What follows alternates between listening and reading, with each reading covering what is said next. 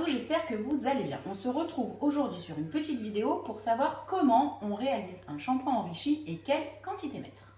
Donc pour ça, j'ai besoin d'un shampoing Basics que j'ai enrichi au préalable avec le mélange ADN.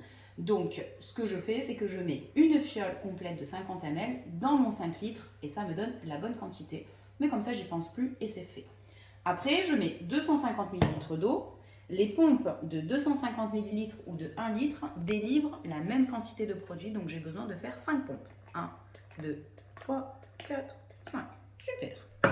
Et ensuite, je mets une goutte d'huile X. Là, pour la vidéo, je vous ai pris huile X fourrure complexe, mais vous pouvez utiliser celle dont vous avez besoin en fonction des besoins de la peau de votre chien. Et là, je mets une goutte. Ça suffit, parce qu'elles sont 100% et que vous n'avez rien du tout d'autre que de l'huile. Je ferme. Vous voyez, j'utilise un shaker. Vous pouvez utiliser vos bouteilles graduées. Vous pouvez utiliser des pots pour ceux qui ont l'habitude d'utiliser les fleurs de douche. C'est pareil, c'est les mêmes proportions. Je secoue. Oh, mon shampoing est fait. Et là, vous voyez bien quand même la mousse. Pour ceux qui disent ça mousse pas assez, c'est parce que je pense que vous n'avez pas utilisé les bonnes quantités.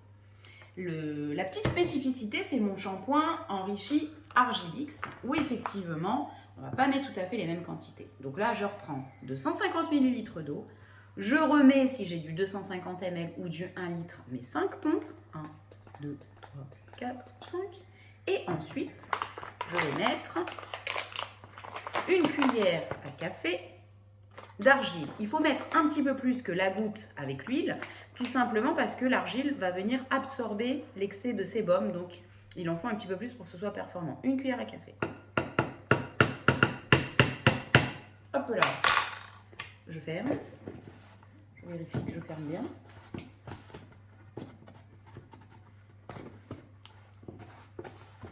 Et sur pause.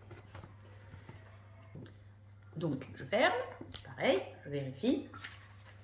Je secoue.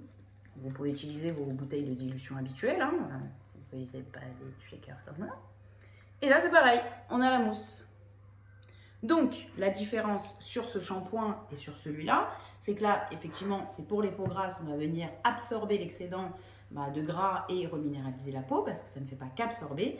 Et dans celui-là, eh bien, c'est un shampoing qui va faire comme l'autre, laver, mais là, qui sera fait pour les fourrures complexes, parce qu'il est enrichi avec une petite goutte d'huile qui sera suffisante sur le shampoing, parce que si on a besoin de nourrir davantage, il faut penser aux soins profonds.